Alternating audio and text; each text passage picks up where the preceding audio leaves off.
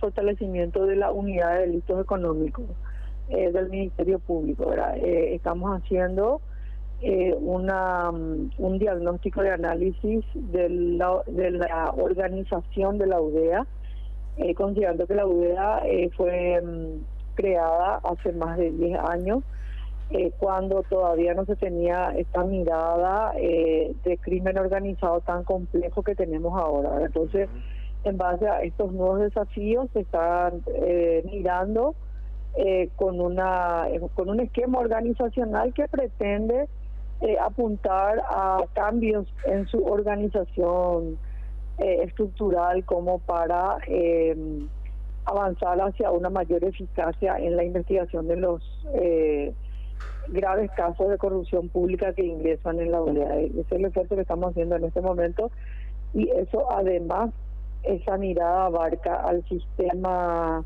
judicial, a los juzgados especializados, y también un poco al ejercicio de la profesión de abogado. O sea, el objetivo central es identificar cuáles son los principales obstáculos que tiene la lucha contra la corrupción acá en Paraguay. Y de acuerdo al trabajo que están, ¿cuáles serían esos principales obstáculos de la lucha anticorrupción o contra la corrupción? Sí, en realidad que ahora, si bien es cierto, estamos todavía en proceso de analizar algunos indicadores, pero surgen con mucha fuerza, para llamarlo de alguna forma, el tema de la complejidad de los casos de crimen organizado, la poca tecnología que tiene el Ministerio Público de Paraguay para avanzar en la investigación de estos hechos punibles. Además, algunas herramientas de investigación que se utilizan bastante ya en otros lugares y que acá todavía no se ha fortalecido, como es el tema de la delación premiada, el agente descubierto, escuchas telefónicas, etcétera. O sea, hay muchas herramientas investigativas nuevas o no tan nuevas que se utilizan mucho en los ministerios públicos de la región para lograr con mayor eficacia la investigación de estos mercados, porque acuérdate que estamos hablando de mercados criminales muy sofisticados y muy avanzados en cuanto a recursos económicos y tecnología, y también el tema del lavado de activos. O sea, el tema del lavado de activos tiene una característica especial: su investigación requiere de mucha asistencia técnica, soportes especializados para que los fiscales puedan precisar, y todos esos elementos estamos tratando de analizarlo en su conjunto para hacer una propuesta global. El otro tema que me parece importante mencionarse, Carlos, sí, y que es un tema que hay que debatirlo acá en Paraguay, es el ejercicio abusivo del derecho por parte de los profesionales, ¿verdad? Hay una falta de ética en el ejercicio de la profesión, en donde los abogados no se sienten responsables de la buena marcha de un proceso penal y obstaculizan tremendamente el juzgamiento de los casos a través de recusaciones que nosotros estamos, bueno, la recusación es una de ellas.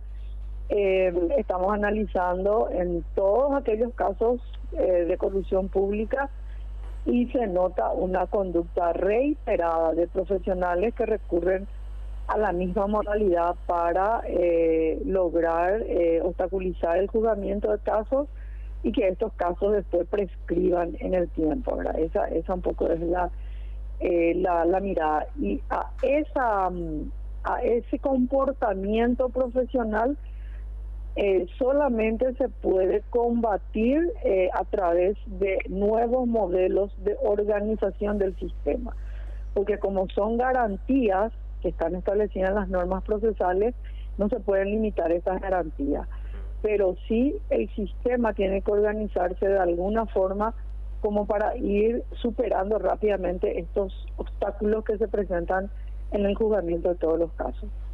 Llámese recusación, llámese renuncia de abogados, esas son las dos más frecuentes, ¿verdad? Que se conforma el tribunal, está el juez para hacer la audiencia y ahí le recusan en masa.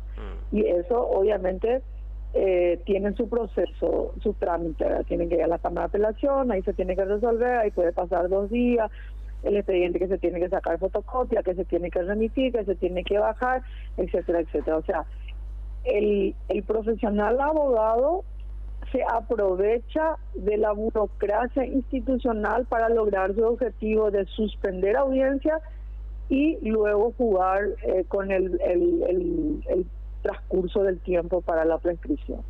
Y todo eso se está mirando, se está observando, se está conversando mucho con la oficina técnica de la Corte Suprema de Justicia para tratar de encontrar alguna respuesta sin disminuir estas garantías, por supuesto, para ver si logramos destrabar algunos casos muy importantes que están trabados. Claro. A ver si anoté bien acá. Voy a tratar de hacer un resumen para la gente que nos ve y nos escucha de lo que explicó la doctora. O sea, nos encontramos primero cuáles son los principales obstáculos, la complejidad de los casos, entonces, en lo que se refiere al crimen organizado, la falta de tecnología, y después también, entonces, cuando hablamos de delación premiada, necesitaríamos hacer una reforma, ¿verdad?, de la ley, un cambio, una modificación. Sí. Así mismo, hay creo que hay algunos proyectos que están recorriendo por ahí. Son elementos que se mencionan y se utilizan como buenas prácticas, digamos, de éxito. Bueno, el caso de Marcelo Peche en Colombia es un caso concreto específico que lo miramos y lo vimos de cerca, que a través de delaciones premiadas, reducción de condenas. El caso Messer en Brasil, por ejemplo. Claro, se obtienen información que le permite al fiscal lograr recabar pruebas que después puede presentarlo en el juicio, ¿verdad? Entonces y la tecnología es una cosa absolutamente necesaria. Creo que la Fiscalía de Paraguay puede ser una de las fiscalías más atrasadas en materia de tecnología, ¿verdad? Claro, vez pasada cuando le hicimos una nota a la doctora Liliana Alcaraz, dice, bueno, acá una de las técnicas que se utiliza es el tema de la interceptación de las comunicaciones, ¿verdad? Sí. Pero imagínate la respuesta, ¿cuál es otra vez? O sea, la Fiscalía no dispone de los equipos. O sea, no dispone de los equipos, no dispone de equipos de lectura de memorias de computadora ni de teléfono. Ellos requisan en los allanamientos computadoras, teléfonos, etcétera, pero se encuentra con el obstáculo de que no se tiene la tecnología suficiente como para que en poco tiempo se puedan recoger datos de computadoras o teléfonos, etcétera, ¿verdad? O sea, realmente estamos muy atrasados en ese sentido, ¿verdad? Y es un poco el esfuerzo que se está haciendo de preparar un plan completo para que, bueno, la fiscal general futura, para llamarlo de alguna forma, pueda tener una carpeta de peticiones si es que queremos combatir en serio la corrupción y el crimen organizado en Paraguay. O sea, lo que ustedes van a hacer entonces es entregarle un diagnóstico y con la receta correspondiente, ¿verdad? No, en realidad no quiero hablar de diagnóstico porque viste que el diagnóstico como debilita todo el trabajo. Lo que nosotros estamos haciendo es analizando algunos indicadores de qué es lo que se necesita para que una investigación sea eficaz. Se necesita recursos humanos capacitados, existe, todos los fiscales de la UDEA y los funcionarios son funcionarios altamente entrenados, eso hay que rescatarlo. Segundo, los fiscales necesitan herramientas tecnológicas que permitan hacer análisis. Necesitan analistas, se está trabajando en conformar analistas y se necesitan ejercicios en ciertas prácticas, ¿verdad? Que sería el tema de las escuchas de teléfono. Las escuchas de teléfono se utiliza mucho en la investigación del narcotráfico, pero como que no está muy extendida la práctica en otras investigaciones. Entonces hay un sinnúmero, uno de los elementos centrales que vimos, el tema de las evidencias, cómo se preservan ahora las evidencias tecnológicas cómo preservar una evidencia que está bajando de internet y meterlo eso dentro del proceso. O sea, hay un montón de nueva mirada que se le da a la investigación, que no es solamente como estábamos muy acostumbrados de los tipos penales. O sea, ahora vayan a investigar lesión de confianza ni tipo penal. Ahora vos investigar crimen organizado, Claro. ¿entendés? O sea, vos tenés que mirar lavado de activos, trata de personas, tráfico de armas, o sea, todo ese conglomerado es lo que ahora se tiene que mirar y es difícil, es complejo y hace falta mucho entrenamiento para eso. Doctora, ¿y ustedes todos estos temas fueron los que tocaron, digamos, ayer en la reunión con Richard Neff, así que lo pronuncia, Sí. creo, ¿verdad? Entonces, ¿estos temas fueron los que conversaron ayer con él? Sí, en realidad, como él viene en misión técnica, diplomática, porque hay que destacar que el señor Richard es una persona muy técnica, conoce todas las herramientas de transparencia, corrupción, rendición de cuentas, etcétera. Entonces, él quería tener una mirada de la sociedad civil de cómo veíamos nosotros el proceso en Paraguay, ¿verdad? Y hay que destacar que Paraguay ha avanzado bastante en sus políticas preventivas de anticorrupción, ¿verdad? Vos tenés ahora la ley de acceso a la información, la ley de transparencia, tenés la CENAR, tenés ese prelado, o sea, un montón de cosas que se fortalecieron, pero finalmente las debilidades siguen siendo el proceso de investigación y de juzgamiento, ¿verdad? O sea, la parte represiva.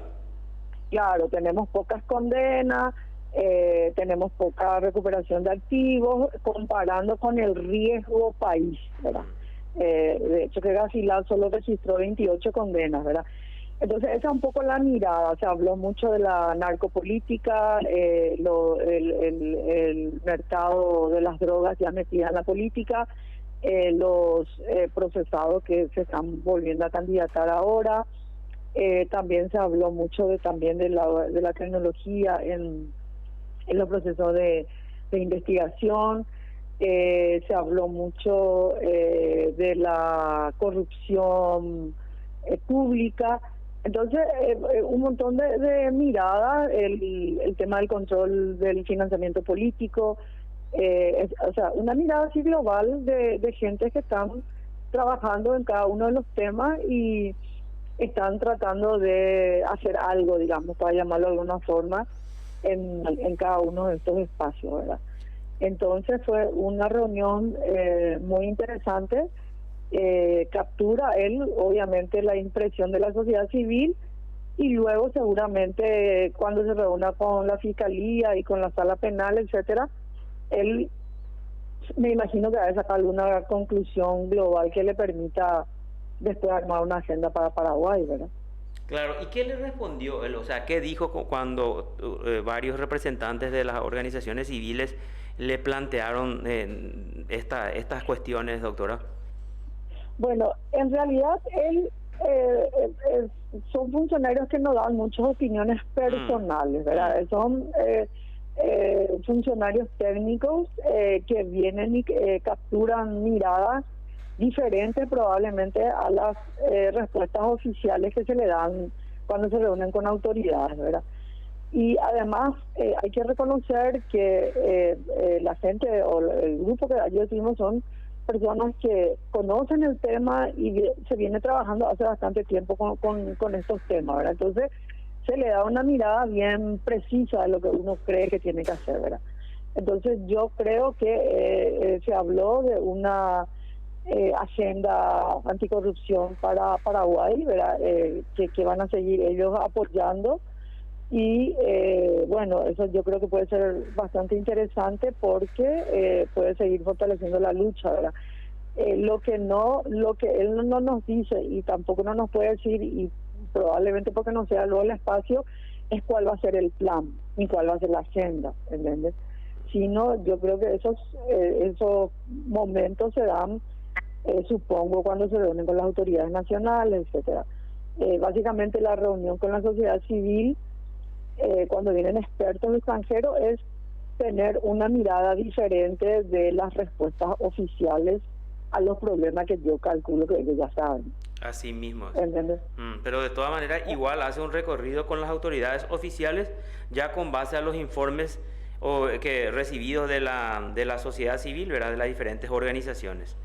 Perfecto. Sí, yo creo que sí, ¿verdad? Yo creo que probablemente pueda él ahondar algunos de los temas que nosotros le mencionamos y él pueda corroborar si es cierto o no, y tal vez a partir de ahí puedan ellos elaborar su agenda estratégica, ¿verdad? Porque hay que reconocer que Richard es un estratega en armar los procesos de sanciones y políticas anticorrupción para el gobierno de los Estados Unidos, ¿verdad? O sea, yo creo que es una persona con un nivel técnico que tiene una mirada técnica de todo el proceso, ¿verdad?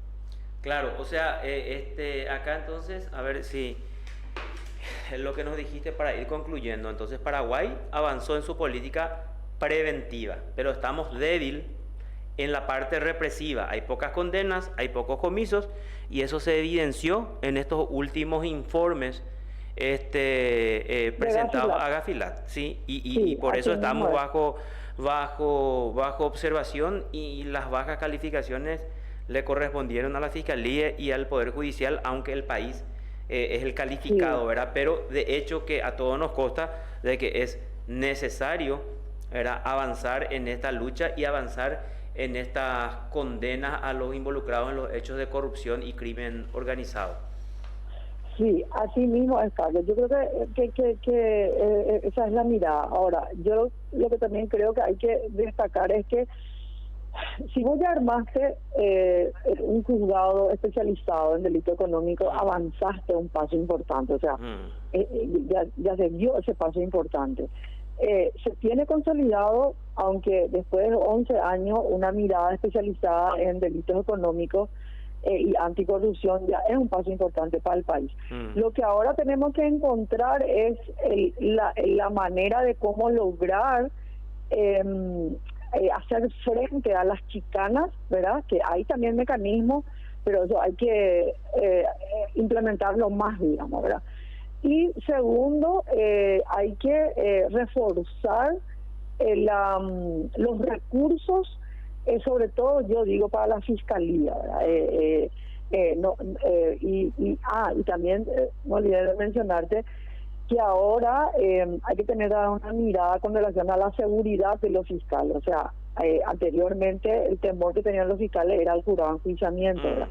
Ahora a esa falta de independencia, digamos, hay que sumarle la falta de independencia que genera el temor de ser... La falta de seguridad.